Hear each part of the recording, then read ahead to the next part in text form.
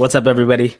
Welcome to this episode of Campus Cuts, an intergenerational multicultural show that brings students, faculty, athletes, entrepreneurs, and entertainers to the barbershop to be able to chop it up about diversity, equity, and representation, and much more. Today, I got a special guest. I got a great friend of mine, a great colleague, one of the kindest, somebody, a great leader, somebody that has embodies leadership, kindness, but also somebody that's, about to enter the professional world and has such a great perspective about a bunch of things. And so without further ado, I want to introduce the guest of the show today. Emily, what is up? Oh, thank you. That was a great introduction. Wow, I feel so great. I'm like ready to go now. Thanks for that, Tanaka. No, because it's true. It's facts. It is it's true, so I'm glad that introduction that you enjoyed it, because you know what, it is true. And we speak life over here. So man, I just want to say thank you so much for taking the time to get on the show. It means a lot of you taking out your schedule, your busy schedule, as you're especially about to approach graduation and adulthood. Like, yeah. Whoa. Don't say that anymore. Wow. So of course, I was able to introduce you a little bit. So now it's your time to introduce yourself. What is your name, your year, your major, and your hometown? That we dive to it. Yeah, so I'm Emily Hertenstein, senior here, graduating in about 2-ish weeks from Baylor University. Craziness. Majored in psychology and leadership development. And then a ton of research in social personality psychology. And I'm from Laverne, California, which is around Pasadena, Los Angeles area. Okay. Wow. Okay. You got Cali in the house, and there's so much to unpack there. First off, congratulations. You're 2 weeks away. Okay. So wait, it's only November 5th, but why do you say it's 2 weeks away from graduation? Yeah. So 2 weeks from today, I have my last in-person class. And then we'll move to Thanksgiving break, and then we'll do some virtual finals, and then I'm done. No graduation or anything. So 2 weeks from today, I guess I'll be done with my last in-person classes. So. Okay. Wow. So, how do you feel about that? I know everybody, like in today in our society, everybody's like, okay, yeah, college. Yeah. It kind of seems like, whether you're on LinkedIn or whatever, it kind of seems like, college isn't as big of a deal, but graduating from university is a big deal. Mm-hmm. So how do you feel, about to embark in closing this chapter? Yeah. One, I feel like I'm 12 years old still, so I'm like kind of crazy, like, oh my gosh, I'm about to graduate college. But then again, I mean, looking back on like how much I've changed and grown since freshman year, even since high school, is incredible. And 10 out of 10 recommend going to college for everybody. That's a whole nother chapter if you want to talk about how everyone should go to college and all that kind of stuff. But I mean, you just learn so much about people, and you get to meet people like Tanaka, who's just amazing, and so much. And so, yeah, I'm about to leave, which is going to be weird not to have homework or anything like that starting in a couple of weeks. But yeah, it feels good. It feels like I'm an adult. Adult world's kind of hitting me hard. Right. Then that is still so wild, because the idea of seniors, everybody says it all the time. You know what? College is the best years of your life, or college is gonna go by so fast. And I'm like, what? You guys are tripping. No, but it does go by very fast. Definitely, especially with COVID, because that hit, in the spring. So I really got 2 spring semesters my whole time at Baylor, because I graduating early, and then with COVID. So I've got 2 basketball seasons, 2, DLSOs, if you guys are Baylor students, so it's just kind of crazy that it's all coming to an end so fast. Right. So with that, how did you find out, and what was your journey getting to Baylor?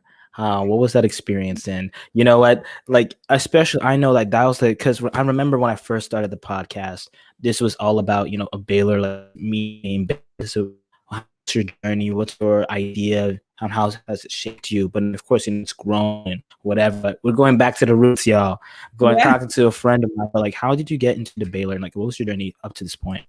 Yeah, so I think my whole life I played sports, mainly basketball, and thought that was kind of the journey I was gonna go in, after graduation and stuff, and kind of hit me fast that I wasn't as skilled as I probably thought I was in my little bubble, honestly, and ended up breaking my foot. All this crazy stuff happened, and such God's timing.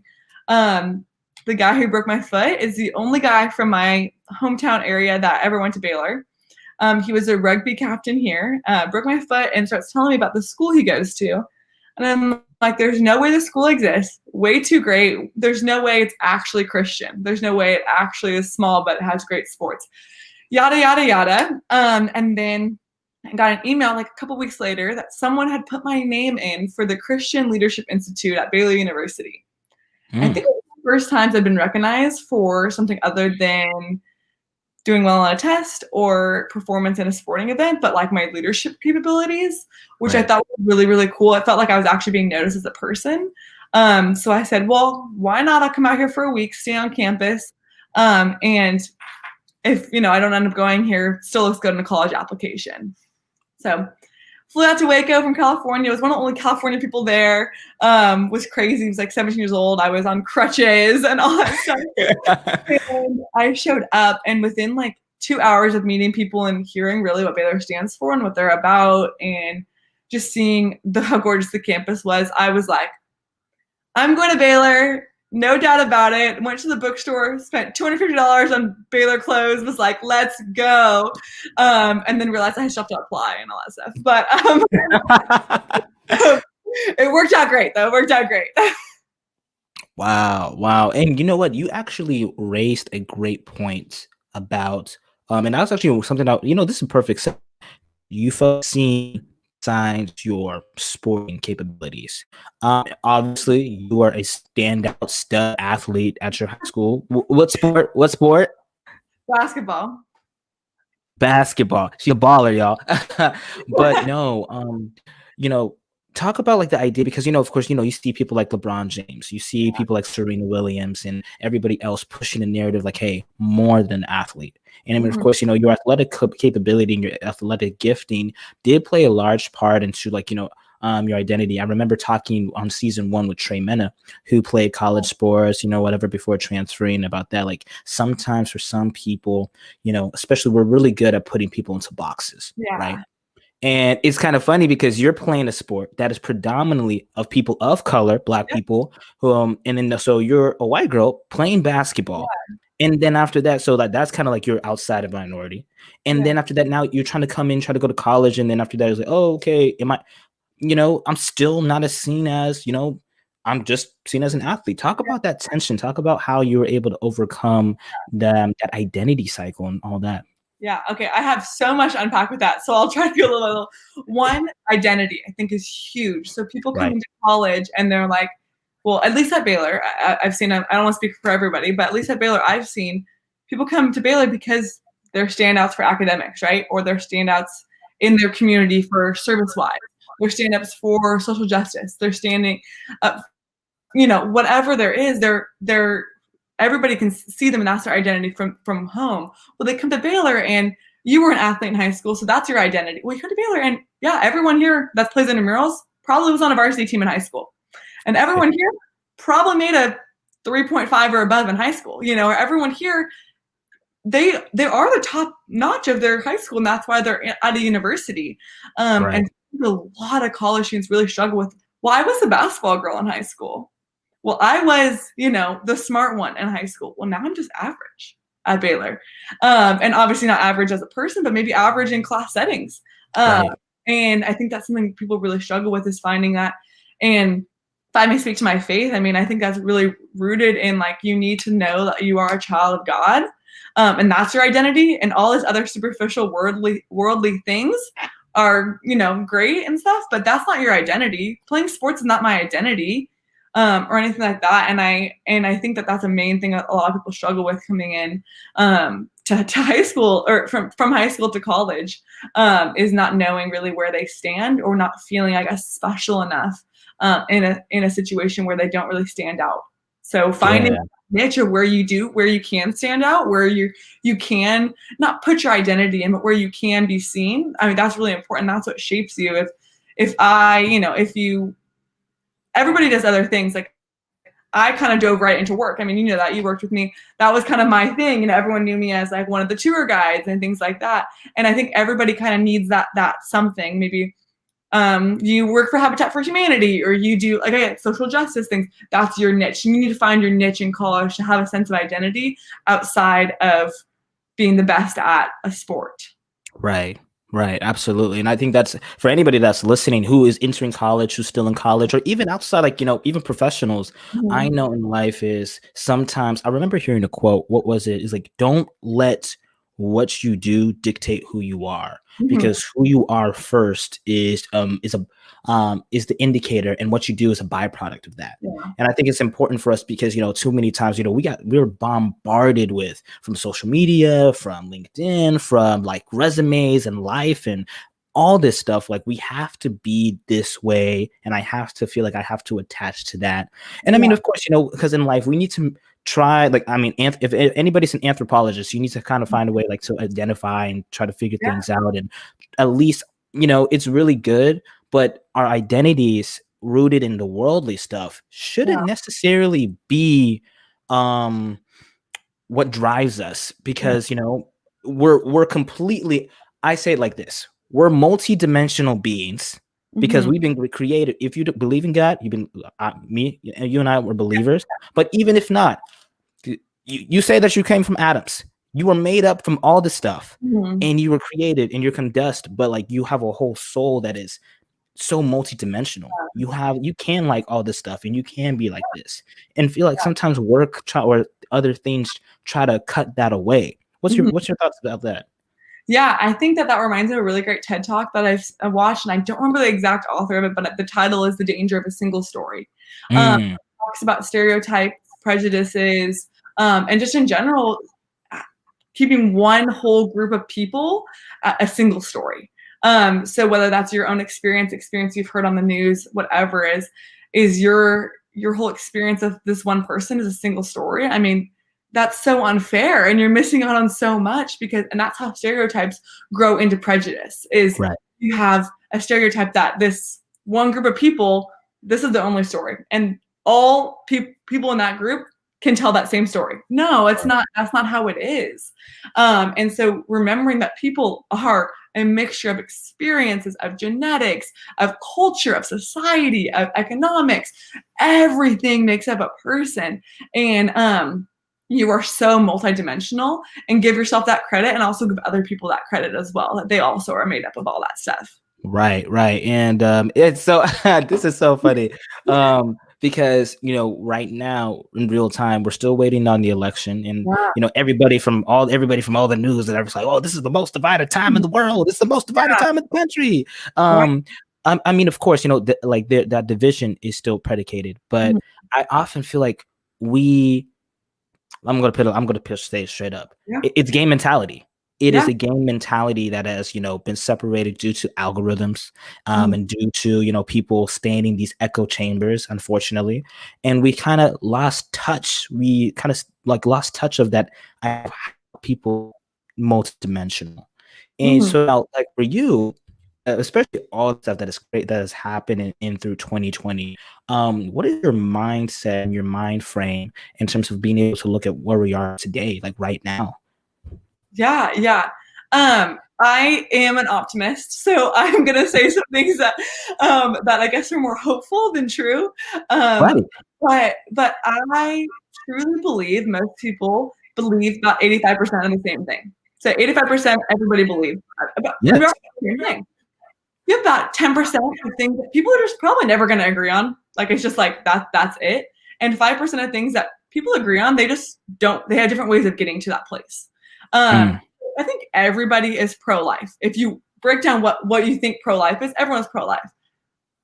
But what does pro-life mean? What's the definition of that? Are you saying, well, you have to even break it down to, what do you think life is to be? And then you can actually talk about things. But we get so much in this divided time that we are like, well, no, they said they're pro-life. I don't even want to talk to them. They said they're pro-choice. I don't even want to talk to them. Well, pro-life, does that mean just in the womb? Or are you talking about pro-life in society? Are you talking about, so you have to break down these definitions to get on the same page to even talk about things, because there's so many hot button topic words and things like that that can drive emotion so much. Well, let's get back to the definition. What are we even debating about in the first place?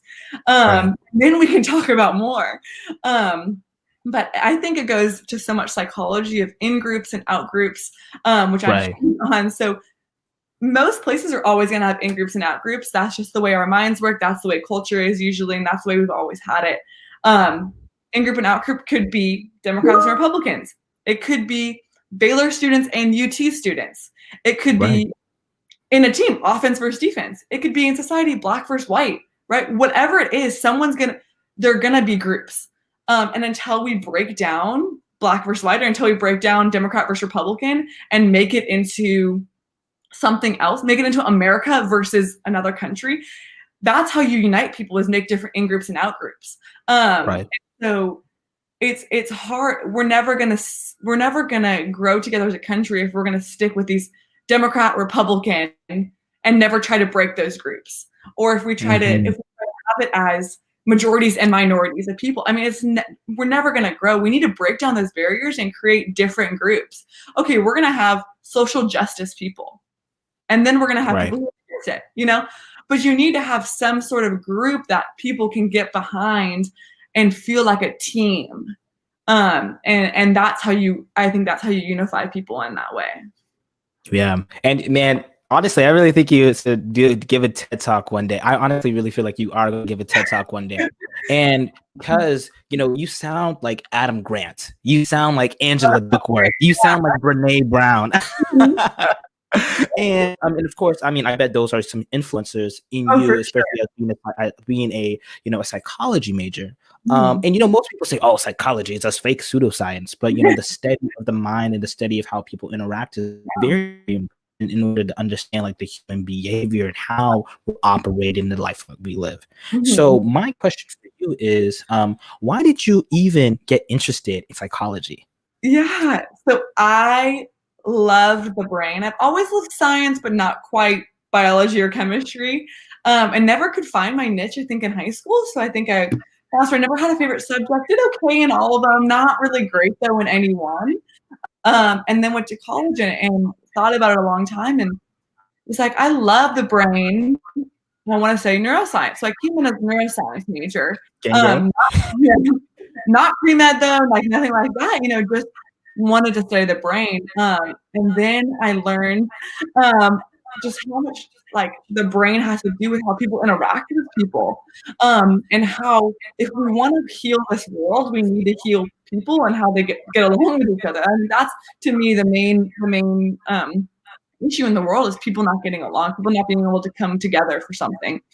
I'm fascinated with team dynamics and things like that. So I was neuroscience, discovered the field of industrial organizational psychology, which is what I'm going into.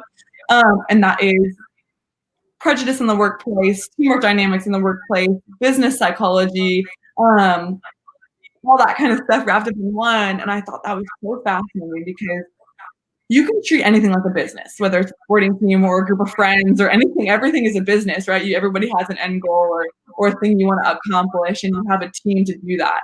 And so that's what fascinates me with psychology is I guess just a hope that I can do some good in this world, whether that's in a business setting or helping people in some other ways. Psychology is something that just I fell in love with learning about, and neuroscience I love parts of the brain and things like that. So it's more of a passion that I think I can also see myself helping others with. But I mainly got it because I just thought it was interesting. Yeah, that's true. And that's so true. And, likewise. And I really feel like that's why, we first clicked when we first met. Yeah. And so about that, you've had the opportunity not just travel, but you had the opportunity to walk in different situations, Mhm. especially as a student leader, you know, worked in Waco, worked within the inner city, worked with this like social work groups, and also work in like settings where that representation and a sign that you walked in different rooms to sit Yeah, in plain terms. yeah. And so, what are some of the observations that you have noticed, especially when it comes to understanding human psychology when walking throughout like those situations? Yeah, that's a great question. I think I have a I think I have a very, like, I've had a very interesting life, a lot of experiences. People be like, "You did what? When? How?" And yeah, with traveling and all that kind of stuff. With traveling, I fell in love with cultures, and love that, and definitely have a heart for a lot of places, especially honestly in Africa and been to Zimbabwe. So shout out. Shout out to Zimbabwe. I have a heart for that, but honestly, just people are so fascinating, and how we spend so much time in Waco, Texas, to fit into society that is going to be different when you drive 10 hours one way. I mean, you go to California and the culture and society is so different than Texas, and Texas to Right. New York is so different, and whatever. And then you take Texas to London, you take Texas to wherever. I mean, we spend so much time trying to fit in and be cool and wear the right stuff for society when it is so trivial. We go somewhere else, 2-hour plane flight, and the shoes you're wearing now in Texas that are cool that you spent hundreds of dollars on, people think are weird. And so it's why are we trying and putting so much effort into being so cool for society when you're in Africa, they could care less that you were on the varsity basketball team, right? When you're in Africa, they could care less that you spent $300 on a pair of Nikes, right? I mean, they don't care about those things. They care about other things. And so why are we not trying to work on ourselves as people and being better people, not better culture members, I guess. I mean, you shouldn't try so much on the trivial things, saying the right slang words or the right, things like that, or wearing the right clothes, or just driving the same cars as the people around you, because that stuff does not matter. I mean, Right. it doesn't matter in the long run. Again, for my faith, it doesn't matter when I go to eternity, and it does not matter in the worldly sense either. So, Yeah, and that's so good. I really love how you said that, it doesn't matter in the long term, in the long game. mhm. But what what happens if somebody tries to challenge you and says that it does? Yeah. Have you experienced that before? Oh, for sure. I'm a little bit. I kind of go 0 to 100 type of thing. I'm either one way or the other way. I'm not really in the middle. Um, and it's not always a great thing for me. But I think that when society tells me to do something, or to wear makeup, to do whatever, I go the complete opposite, and I'm like, nope, don't want to do that, because I don't want to do it because society tells me to do it, which probably is a good reason either. But yeah, I've got a lot of pushback from I wear sandals in the rain, because rainbow sandals in California are really cool. You wear rainbow sandals in Texas, don't even know what those are. I mean, Chacos in Texas, cool. Chacos Cool. in California, what are you wearing? So just, I mean, from going home to here in holidays, let alone, like I said, going to Africa, and I think I talk a lot. I try to, I think in the past, try to prove my worth to a lot of people by telling Mm, them, oh yeah, well, I was really good in basketball. Or, I'm doing really well in school, or, I have a full-time job when I graduate. Boost my resume to people to prove to them that I'm worthy. But we boost sometimes the wrong things. I mean, you boast to like I said, when I'm in Africa, say, I'm going to boast that I was on the varsity basketball team in high school. Oh, cool. I play soccer every day outside. I mean, it doesn't. And or things like that. I mean, it's just so. And I've seen it all the time, and I fall to it a lot too. I fall to that. Oh, maybe I should buy Lulu leggings because those are so cool. And I do like Lulus, but partially because they are comfortable and last a long time. But I yes. think it's the intention behind it in the first place. Of are you buying those to prove your worth, or are you Hmm. buying those because you want them as a person. So I think it comes down to those intentions. Wow, that was really good, and that's actually a really good point because for a lot of well accomplished, successful people, whether they're basketball player, whether they're whatever, it seems like formula of like successful people, the psychology is, there was something that was missing. MJ, right? Man, one of the greatest basketball players to ever live, but driven by a chip on his shoulder because he didn't make the varsity basketball team. Mm-hmm. Got cut, whatever. Elon, huh? Genius. But like it seems like there's like always like a tweak of having to try to prove that we're worthy or to prove that we want to accomplish it because we have to feel we have to be accepted. So with that tension, like how do you not try to break away and not try to get too sucked in? I mean, of course we're human, so we're gonna fall, but try to do your best to protect yourself from trying to continue to say that, hey, I did this and you should whatever, you should accept me, I think that goes down to a really good conversation I had in class actually last week. I'm in an advanced leadership class, which is an amazing class. The first section was on women in leadership. Second section was on race and leadership. And now we're talking about grit and resilience in your 20s. And I mean, it's just a wonderful class. And I think it goes down to the difference between grit and stubbornness. So grit is, wanting to persevere and getting up after you're knocked down and continuing on. And stubbornness is, I'm going to do this because my worth is dependent on it, right? And I'm going to do this not because stubbornness, I think, is you see a path, right? And grit is, okay, how many different ways can I get around this obstacle, right? I need to get on. How many ways can I do it? And I think stubbornness is, I need to get on. I need to figure out a way to drive through this obstacle. And I think there's a difference of stubbornness is, I'm going on this path and no one's going to change me, and it's pride. And grit is, I'm going to succeed, not because if I fail, I'm not worthy, but I'm going to succeed because I want to. And I want to prove to myself more than prove to others.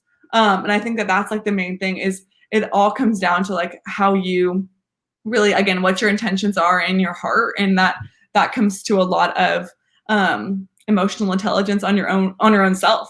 And then I think once you know what your intentions are and you're truthful with those, then you can move on, because you can tell when someone isn't truthful with themselves and they don't seem as genuine. I mean, they're doing it for society, for culture, and you need to sit with yourself and figure out what your intentions are. Why you want that job? Do you want that job because it's money and it's status? Or do you want that job because that's somewhere where you can make a difference and you can see yourself succeeding and you will feel fulfilled? I mean, those are different scenarios. So. Yeah. And I'm not sure if you know him, but he's a philosopher or a modern philosopher, angel investor. His name is Naval Ravikant. So he was the one that came up with the founder of AngelList.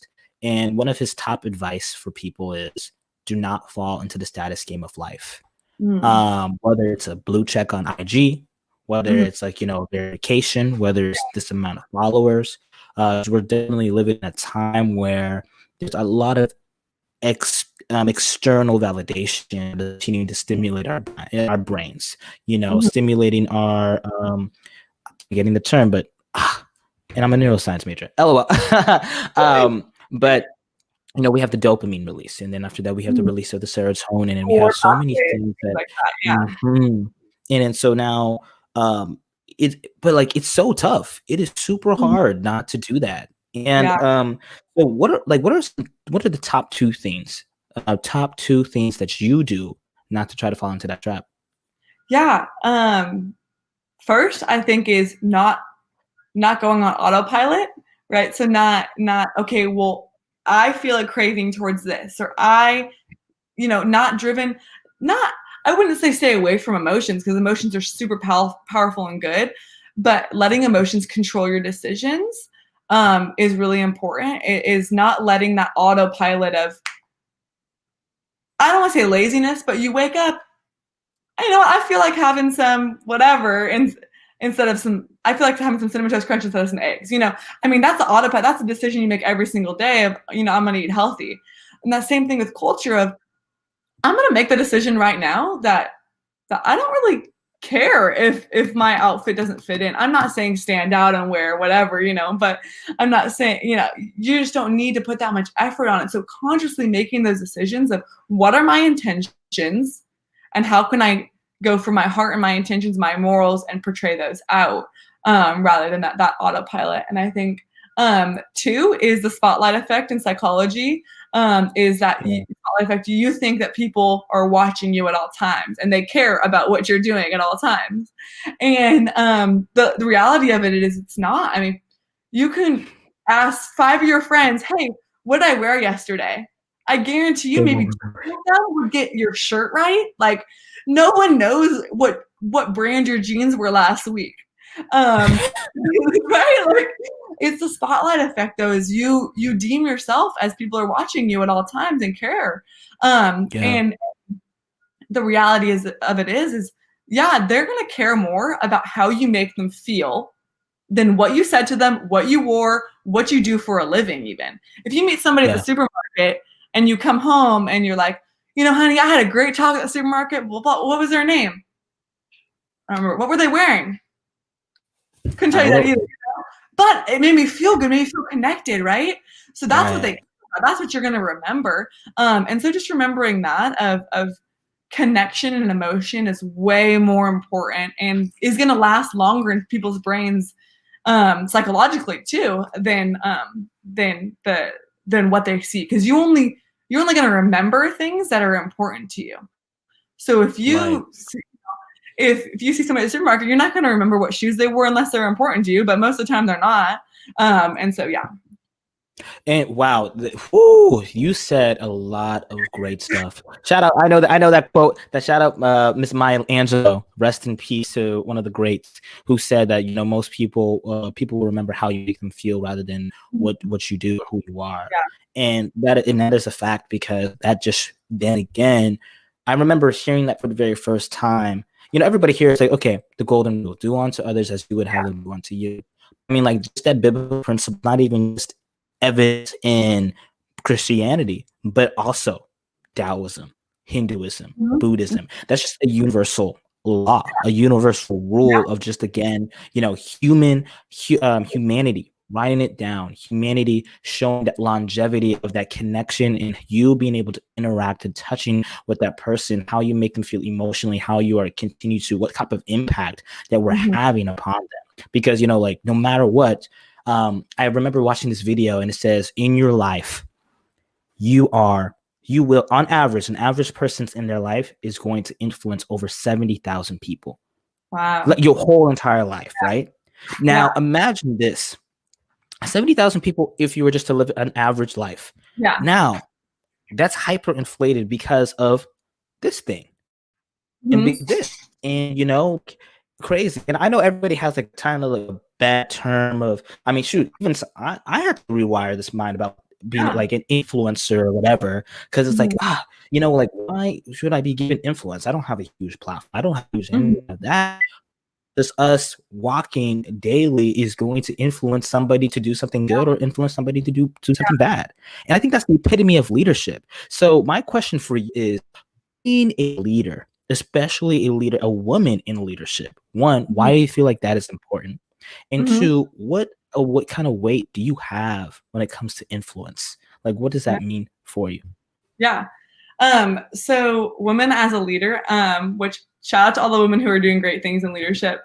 It's hard. I mean, no one's ever going to say that women in leadership is the same thing as men in leadership, because it's not, because women do go through a lot. And I'm not going to speak to my roommate, but I know right now she's going through a whole thing she's doing really well in her professional field, and people are saying that it was because she's sleeping with others to get to that position, which is untrue. It's like, why can't she just be good at her job, right? Why is that even a factor? And, but yeah, in my experience, I mean, women in leadership, people, and whether it's because women feel this way or because it really is true, is when you are in a position, you feel like you are representing your entire gender. So if you were the only woman in a workroom, right, and you say something dumb, they're gonna automatically think that, oh, all women should think that way, or you get emotional, oh, all women are emotional, or all whatever. I mean, and again, whether that's actually true, whether that's the way women just feel, I mean, it still is valid and still reflects on why women aren't in a lot of leadership positions. And there's so many things, I mean, that go into women in leadership, but one of the main things I see is towing the line between being compassionate, empathetic, loving, the things that people love in women, but also being a leader, also being strict and respected and things like that. You go too far one way, even just a little bit, I mean, you're either seen as too hard, too cold, you know, not loving or anything like that, or you're seen as too soft and people can push you over. So finding that balance is really hard for women in the workplace and also women in leadership, of kind of finding that balance. And two, I think that as much as I deal with, you know, I guess women discrimination and things like that, I mean, I'm also a white woman. And so I have so much privilege in that. I'm a white woman. Both my parents are educated. I'm from a decent town. I go to a private college. I mean, there's so much privilege in all of that. And I had, there's a thing called Unpacking Your Invisible Knapsack. And it's a little, like, I guess, it has a bunch of tips for why she feels that she's privileged. And you can go, and I went through it and was like, yes, yes, yes, yes, yes, yes. And one of the things it says was that it really hit me, because I think I know a lot about this. I know I'm privileged and things like that. But one of the things that really stood out to me was, it said, you know, it talks about, you know, police mishandlings and things like that. But one of the things I never thought of, it said, if I'm having a bad day, bad week, bad month, bad year, I never have to question if it's because of the color of my skin. And I was like, wow, I mean, that's really something I never thought about. Like, when I have a bad day or a bad month or a bad year or whatever, bad season in my life, I never ask, like, oh, maybe it's because of the color of my skin, right? Because I don't have to deal with that. And I'm so privileged in that way. Or if I don't get along with somebody, I chalk it up to my personality. I chalk it up to, I talk too much, I was too loud, you know, whatever. Never once do I chalk it up to, oh, you know, maybe they are a little racist. You know, maybe they honestly don't like me because of my skin color. And that's privilege in and of itself. I mean, I can go on and on with that. But with my privilege, I need to be speaking up, right? I mean, it's the same thing with men in the workforce that we ask so many times, is of, if you're not going to put women in leadership positions, you need to be the ones, you need to be the allies. The men in those rooms need to be the allies for those women, right? Until we can get women an equal number of people in leadership, we need those allies. And that's how I feel the same way now, is until we can elevate minorities to be the same, until people can at least see them as equal and equitable, I need to be the ally, right? I need to be using my privilege to fight for these things. But it doesn't stop there, because it's not enough to say you're not racist. You have to be anti-racist, right? So I don't know if there's a whole book on how to be anti-racist. That's amazing. Yep. Yeah. And it talks all about it. And one of the main things it says is, this is a systematic problem, right? The United States was built on systemic racism. Using my privilege and fighting it isn't going to help until we have policies put in place that can end the systematic and systemic racism. And so if policies make it happen, policies need to help revert it too. And so I think that that's like the main thing that I'm at least trying to do in my life is yeah, I might face some trouble as women in the workplace, and I'm not going to say that that's not an issue, but I also am privileged in a lot of ways, and how can I use that way to influence people and then eventually influence policy, because that's what really needs to change in this nation. Sorry, that was a little, I guess. No, actually, you know, that's actually, you know, it's like, what would you like to see change in the United States? And I feel like that in itself was a great answer. And, you know, you said a lot of great stuff about it. And it's kind of hard because, I really am doing my best. And of course, me as a Black man in America, African, but of course, understanding my privilege of like my ability to, speak, my ability to be able, my ability to be a man, my privilege in that. And it's sometimes, there's this, I'm noticing in my life, there's this tiptoeiness of, understanding my privilege, but also not trying to be guilty, because a lot of people do try to persecute people, like, so you are privileged, you need to bow down and whatever. And also people say, okay, you know what, like, I don't want dealing with shame and guilt about like, oh man, me as a man, like, how can I support Black women? How can I support all my women? Oh, me being an able-bodied person, how am I able to utilize my voice or my platform or like my money or my resources in order to help people that are unseen or whatever? And that's what was my full and my my earnest and my honest intention of creating this little podcast. Well, Lord, please forgive me. Not little, but like this talk show, right? It's a talk show. I'll forget podcast. It's a talk show. This talk show in order to continue to put this on, because I know that, hey, I've had an opportunity to be in leadership. I've had an opportunity to be in different rooms and talk with different people that some people may not even get a chance to. But it's like, well, instead of saying that and using that to boast and try to prove, again, what your previous point, try to prove that, hey, man, I'm worthy. Look what I'm doing. It's like, no, how am I able to flip it and continue to be of service and be like, hey, you know what? Hey, I know you. Would you love to come on this? And I want your opinion. I want you to be able to talk. I want you to be able to see how relatable you are. I want you to see like these thoughts and these ideas that we're moving and that we're living in. And I that was such a beautiful and eloquent response in what you said. But then on the caveat, people say like, oh, anti-racism is like, would you say that like some people anti-racism is racism? Because I've read stuff from that's more of like a right-wing ideology, and I'm like, okay, that's and definitely, and not saying like, oh, what they're saying is wrong, because you got to keep intact of their humanity and their like, okay, what are they saying? I don't know, it's weird. Yeah, I think it also comes down to just like being slow to speak and quick to listen, and being empathetic and being humble, and those, I think when you take those together, that can really change a lot of things in this world, of being like, why do you believe that? And not trying to refute everything that they say, but sitting on your hands maybe and being like, oh, and not being like, that's so wrong. No, that's wrong. That's from a different news source. That's not right. But being like, oh, I can see why you believe that, right? But and seek to understand before seeking to be understood. And once you take that humble approach, then you're like, honestly, we agree on most points, but the main thing we don't agree on is this. And okay, I see your point. Tell me more, right? Invite them in. Tell me more. Tell me why you think that. Was that because that's how you've been grown up? Is that because of your faith? Is that because of what? Ask questions, not at them, but inviting them in. Right. And we can talk about some things. I mean, I think the whole thing where people think anti-racism is racism, is because they don't.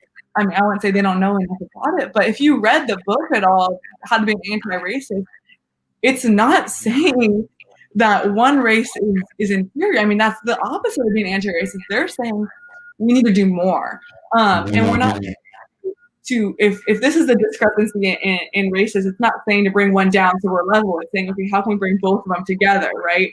It's never the other. It's how can we bring them together? Because that's the whole point. Is the equality and the equity. Right. So good. That's good. Man, guys, she's gonna give a TED talk in the future. Like, it is November 5th, 2020, at 4:50 EST when I'm at, 3:50 EST where she's at. And I just want to say that, right here, right now, don't be surprised and look in the next decade that you're gonna see Emily on a TED stage giving a TED talk, because she's gonna do it, like, without a doubt. Like, it's going to happen. We're speaking into existence. But no, I really think you will, because you're so eloquent in the way that you are continuing to, put this empathy, put this passion, you and your communication skills and being able to present an argument.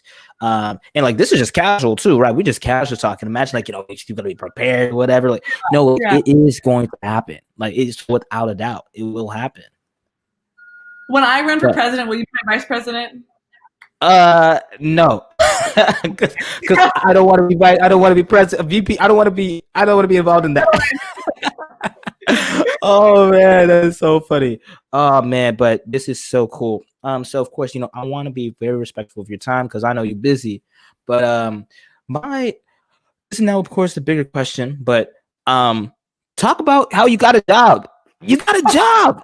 I got a job. So starting January 4th, I'll be working for Sandero management consulting firm in Dallas, Texas. I will be a Sandero and I'm so excited. I love the company, love what they stand for, and their core values.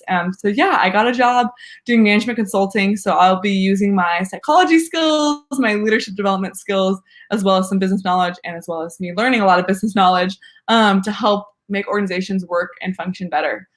Which is kind of what I'm all about. So I'm really excited for it. Wow, I guess, did you ever, because I remember like earlier whenever we were in school and you were kind of a little bit like worried, like, I don't know, grad school, I don't know, like, what, I don't know. Yeah, so what kind of happened was I was applying for grad schools and jobs and kind of just throwing everything out there, especially in the time of COVID, of what can I get? And got pretty deep in some PhD processes too, thinking about that a lot. And thinking about masters, thinking about jobs, and Sandero. I didn't really know about anything about the company, just kind of applied. One thing I learned a lot in my leadership classes is even if you don't feel qualified, apply. And that's one thing that separates a lot of women from getting jobs is there's a study that says if men have 9 out of the 10 traits, or if men have 5 out of the 10 traits, they will apply for a job, when women feel that they need all 10 to apply. So that's one thing that I saw, and I was like, well, I'm not a business major. I don't know management consulting. Kind of applied, put it out there, and ended up getting a call back for an interview. Was like, yeah, I'll do it. Through really cool processes, learned more about the company on Google searches or talking to the company or speaking with associates, and was like, this is what I want to do. Ended up having my last interview on Thursday. They said 2 weeks, got the job on Friday, which was crazy.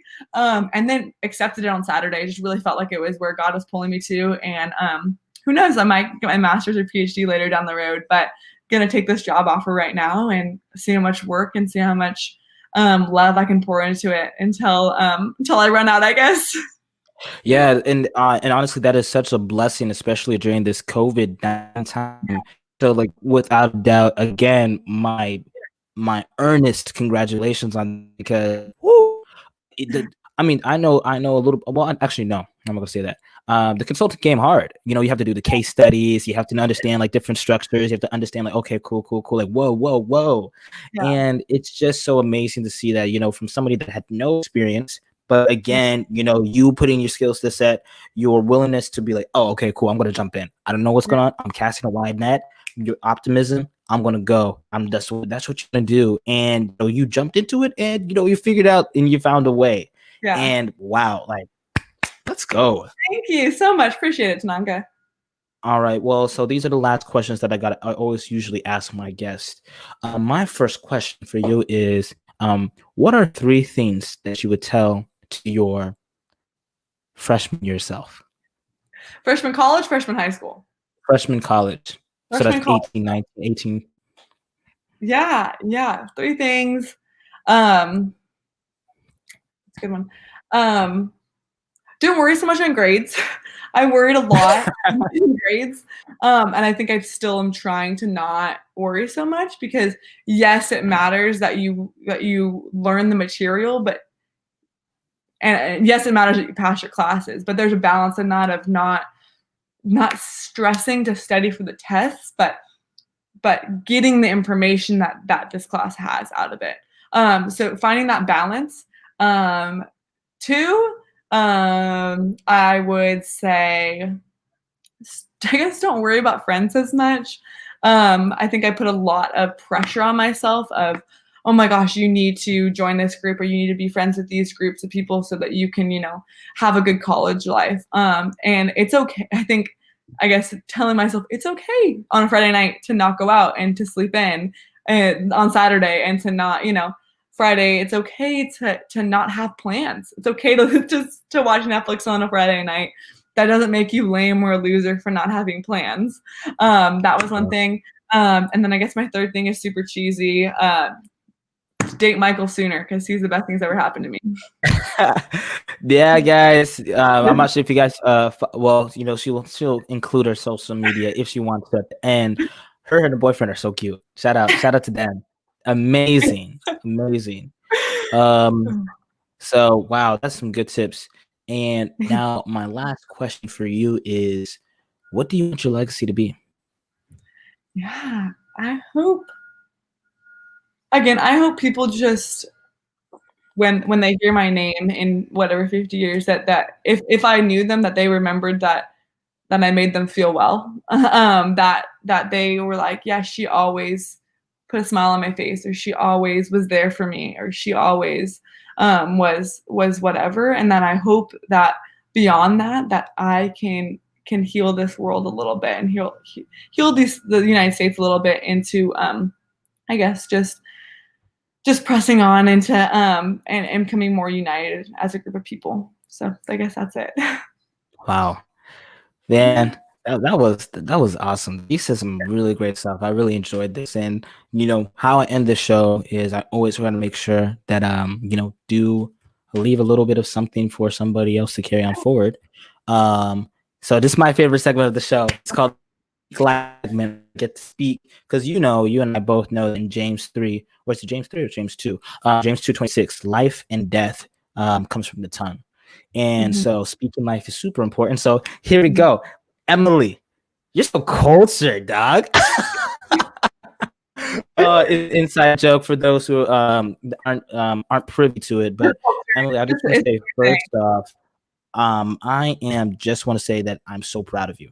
I'm so proud of the work that you put in. I'm so proud of what you embody and who you are. The very first thing that, you know, was always jumped out was your enthusiasm, your optimism, and just your encouragement. And you know, what you say that you want your legacy to be is you actively are living in it. And I pray that, you know, you will continue to do that, and you will, because that's who you are and that's who you've been created to be. You know, Cali girl, low key, you know, like free, but then of course with a mixture of hard work, dedication, determination, and it's just so amazing just to see how far and how much you have grown. Just see like who you are becoming, the woman that God has created you to be.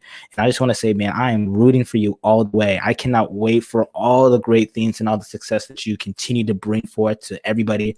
Pray that, you know, people that listening to this podcast will be able to see like your light and how, you know, you are just filled with hope. And of course, you know, that hope is just not a human hope, but of course, it's a hope from an eternal source, like, you know, a source of eternity. But, you know, that people who, you know, interact and differentiate with people who are different from you, and that you continue to just grow that infinitely. So I'm super proud to know you. I'm so blessed to have you as a friend. I'm so blessed to, you know, to catch up with you. And I'm so grateful for just your being. So I love you so much, dog. You're amazing. And yeah. Thanks for having me. Yeah, absolutely. Where can people find you at? You can find me at Emily Hertenstein on Instagram. I don't really use Twitter as much, but you can probably find me there too as well. And then at LinkedIn, I will type out my last name because it's super hard to spell. So there's that. Absolutely. All right, everybody. That is it for this episode of Campus Cuts. Hope you enjoyed.